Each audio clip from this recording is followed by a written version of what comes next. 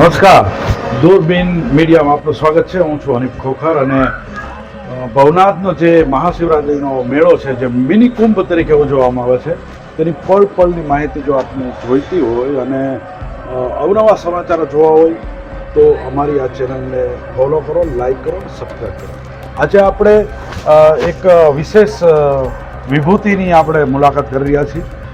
મુચકુંદ ગુફા અને જૂના અખાડા મહામંડલેશ્વર અને જગતગુરુ તરીકેની જેને બહુ મોટી ઉપાધિ આપવામાં આવી છે અને હમણાં જ કુંભમાંથી તેઓ પધારી રહ્યા છે તેવા મહેન્દ્રાનંદ ગિરિજી મહારાજને આપણે એમની સાથે બાપુ વાત કરો કે કુંભમાંથી સીધા આપ પધાર્યા છો, તો શિવરાત્રિનું એટલું શું મહત્વ છે કે આપને પણ અહીં પધારવું પડ્યું?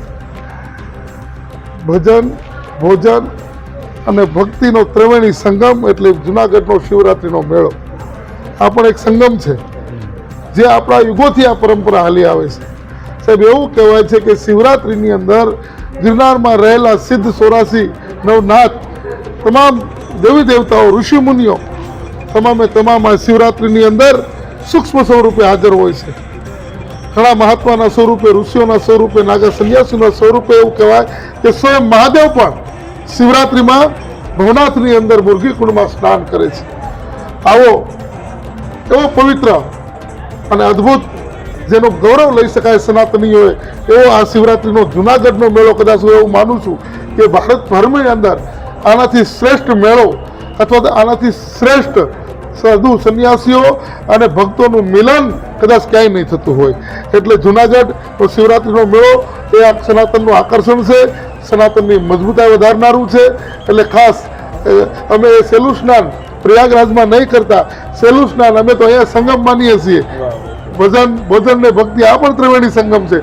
એટલે સહેલું સ્નાન શિવરાત્રિનું જુનાગઢમાં કરીશું. સરસ વાત કરી મહારાજજીએ કે હિન્દુ ધર્મની અંદર કુંભ છે એનું તો એક વિશેષ મહત્વ છે જ, પરંતુ મહાશિવરાત્રિનો જે જુનાગઢનો મેળો છે એ સૌથી અલગ છે અને એનું પણ બહુ મહત્વ છે. મહારાજજીને આપણે પૂછીએ કે મૃગીકુંડમાં જે સ્નાન છે એમની પાછળનું મહત્વ અને એનાથી શું લાભ છે લોકોને?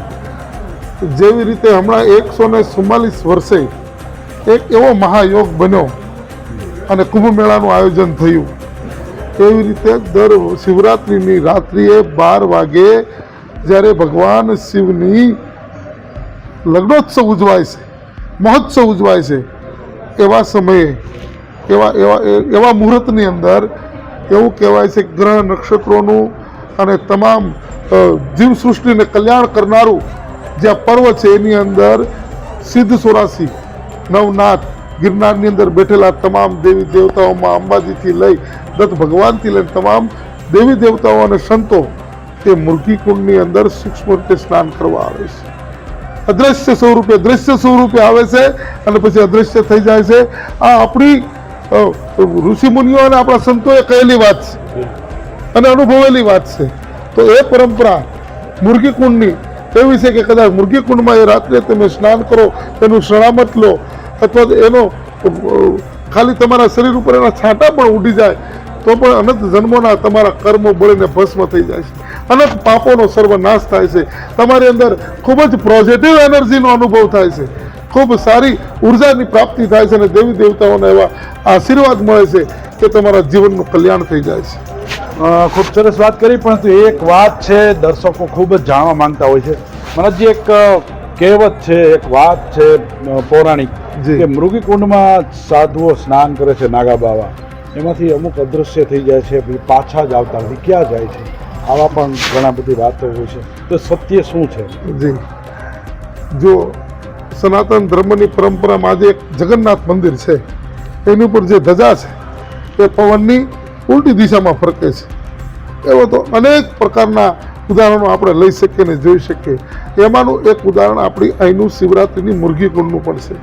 એવું કહેવાય છે કે હજારોની સંખ્યામાં જે મહાત્માઓ આવ્યા હોય, દિગંબર અવસ્થાની અંદર બધા સંન્યાસીઓ સ્નાન કરી રહ્યા હોય, તો ઘણા બધા એવા દિગંબરો, ઘણા બધા એવા સંન્યાસીઓ છે કે સ્નાન કર્યા પછી બહાર નીકળતા આપણે જોયા નથી, જે ખરેખર માનવનો દેહ ધારણ કરી અને કોઈ દેવ યોનિમાંથી એ ભગવાન શિવના ગણો અહીંયા આવે છે અને આવીને ફરી પાછા ડૂબકી મારે અને ફરી પાછા કોઈ કૈલાસમાં કોઈ સ્વર્ગમાં ત્યાંથી જે દેવી દેવતાઓ સ્નાન માટે આવ્યા છે ત્યાંથી સીધું પ્રયાણ કરે છે.